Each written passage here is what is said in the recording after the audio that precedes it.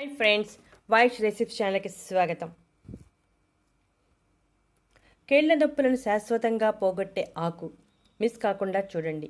ఈ రోజుల్లో వయసుతో సంబంధం లేకుండా చిన్న పెద్ద అనే తేడా లేకుండా ప్రతి ఒక్కరిలోనూ మోకాలు నొప్పులు వచ్చేస్తున్నాయి. ఈరోజు మోకాలు నొప్పుల నుండి ఉపశమనం కలిగించడానికి ఒక చెట్టు ఆకు బాగా పనిచేస్తుంది. ఆ చెట్టు ఆకు గురించి వివరంగా తెలుసుకుందాం. ఆ చెట్టు తలంబ్రాల చెట్టు. ఈ తలంబ్రాల చెట్టు గురించి తెలుసుకోవడానికి ముందుగా మోకాలు నొప్పుల గురించి తెలుసుకుందాం. మోకాలు నొప్పులు వచ్చినప్పుడు విపరీతమైన బాధ ఉంటుంది.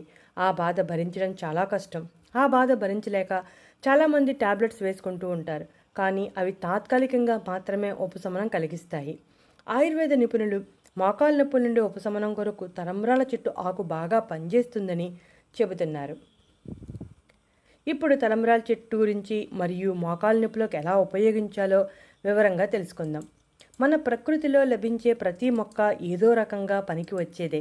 వెర్బినేసి కుటుంబానికి చెందిన తలంబ్రాల చెట్టు అనేది పొలం గట్ల వెంట రోడ్లకు ఇరువైపులా పొదల మాదిరిగా కనిపిస్తూ చిన్న చిన్న గుత్తులుగా రంగురంగుల పూలు పూసే చెట్లు. ఈ చెట్లను అందరూ చూస్తారు, కానీ ఆ చెట్ల గురించి ఎవరికీ పెద్దగా తెలియదు. ఏదో పిచ్చి మొక్క కదా అని అందరూ భావిస్తారు. కానీ అటువంటి మొక్కలలో ఎన్నో ఔషధ విలువలు దాగి ఉన్నాయి. వాటి గురించి మనం వివరంగా తెలుసుకుంటే మనకు చాలా బాగా సహాయపడతాయి. తలంబ్రాల చెట్టును ప్రాంతాన్ని బట్టి పులి చెట్టు, గాజుకంప, లంబాడి చెట్టు అని పిలుస్తూ ఉంటారు.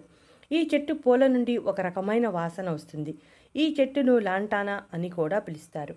వీటిలో దాదాపుగా 150 జాతులు ఉన్నాయి. ఈ మొక్కలో చాలా ఔషధ గుణాలు ఉన్నాయని ఇటీవల జరిగిన పరిశోధనలో తేలింది.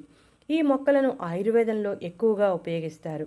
ఈ చెట్టు ఆకులు మోకాలు నొప్పులను తగ్గించడానికి చాలా సమర్థవంతంగా పనిచేస్తాయి.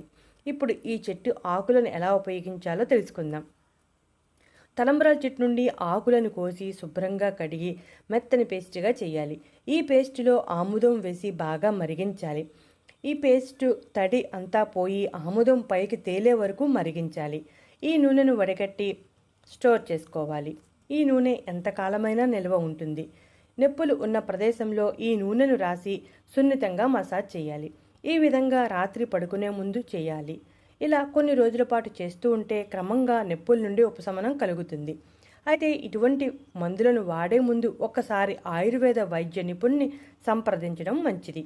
చూసారుగా ఫ్రెండ్స్, మీరు కూడా ఈ విధంగా చేయండి. ఇటువంటి ఇంట్రెస్టింగ్ టాపిక్ కోసం మా ఛానల్ లైక్